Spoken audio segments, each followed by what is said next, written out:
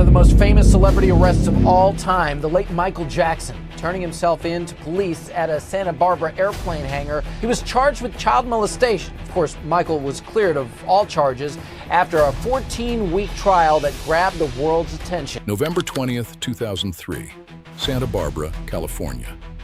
A man raises his wrists. Metal clicks shut. And suddenly, the whole world sees it. Not a verdict, not a conviction, not even a trial. Just the most famous entertainer on earth walking into a police station in handcuffs. No stage, no music, no spotlight. Just cameras pointed at a face everyone recognized and an image nobody expected to see. By 2003, Michael Jackson wasn't just a celebrity. He was one of the most recognizable people on earth. His music crossed borders. His fame crossed generations. Everyone felt like they knew him, even when they didn't. Michael Jackson wasn't supposed to be ordinary. He wasn't supposed to be vulnerable.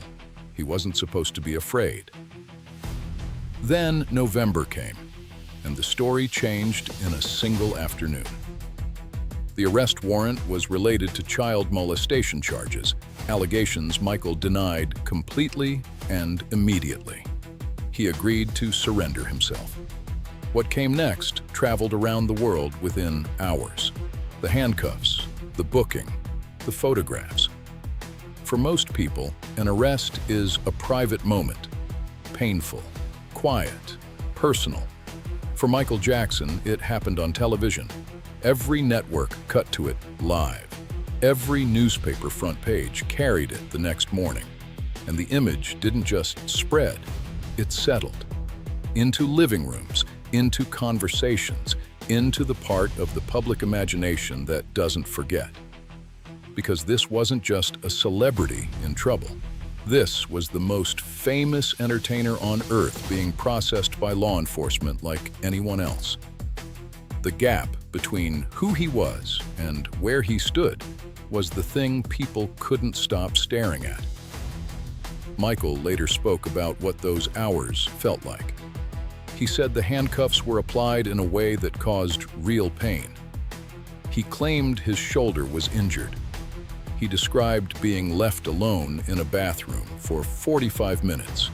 Dirty, degrading, deliberate. He said he was manhandled. These were his words, his account. The handcuffs, the way they tied them too tight behind my back. Behind your back? Yeah, and they put it in a certain position knowing that it's going to hurt and affect my back. Now I can't move. It keeps me from sleeping at night. One time I asked to use the restroom, and they said, sure, it's right around the corner there. Once I went in the restroom, they locked me in there for like 45 minutes.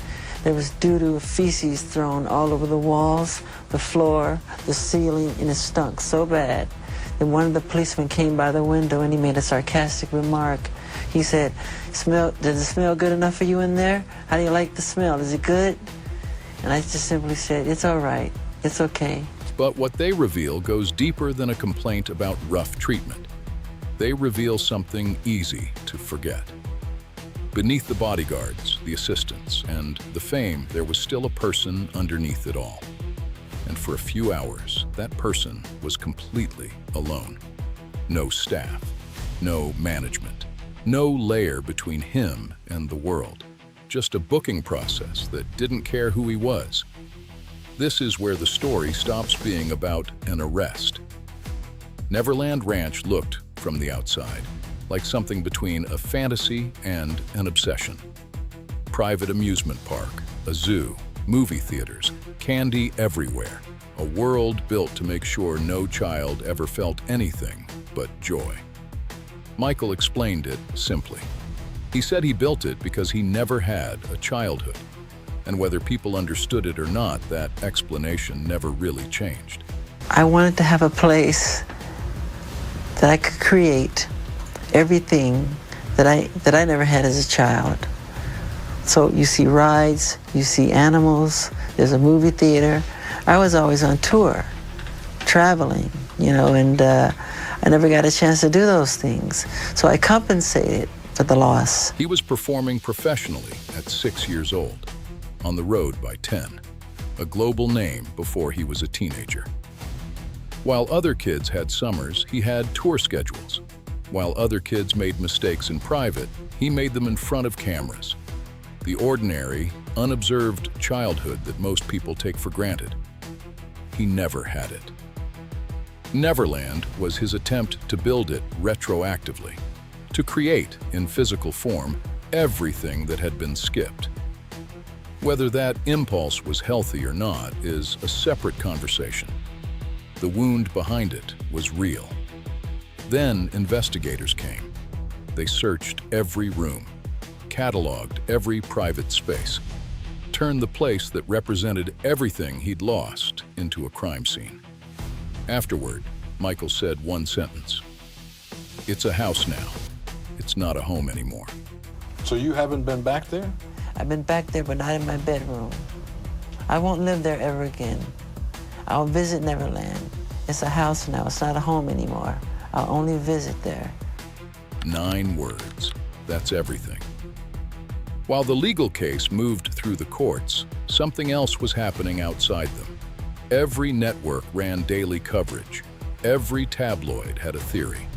Talk shows spent hours on it. Strangers argued about it everywhere.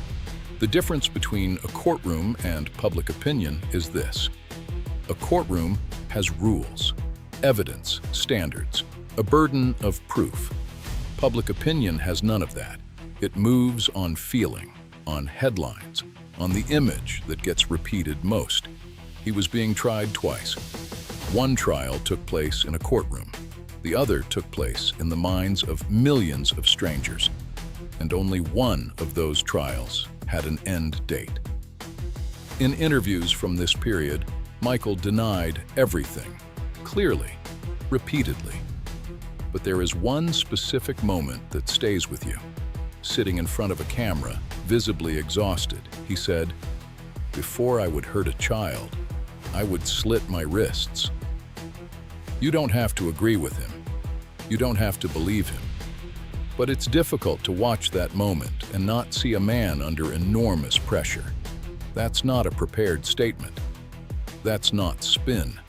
That is what it sounds like when a person has been pushed so far that they reach for the most extreme language they know, just to feel heard. He said the allegations had left his life a shambles. Looking at footage from those months, the weight loss, the hollowed-out eyes, the slow walk into courtrooms, you don't need to take a side to see that something was breaking. June 13th, 2005. Not guilty. All 10 counts. Outside the courthouse, people wept. Fans exhaled. For one afternoon, it felt like the story had found its ending. But verdicts are quiet things. They close cases. They don't close chapters. The mugshot still existed. The footage still existed. 2 years of headlines still lived in every archive, every search result, every conversation. An acquittal doesn't travel as fast as an accusation. It never does. Michael never returned to the life he had before 2003. Neverland sat mostly empty. He left the country. The years that followed were quieter, more isolated, more guarded.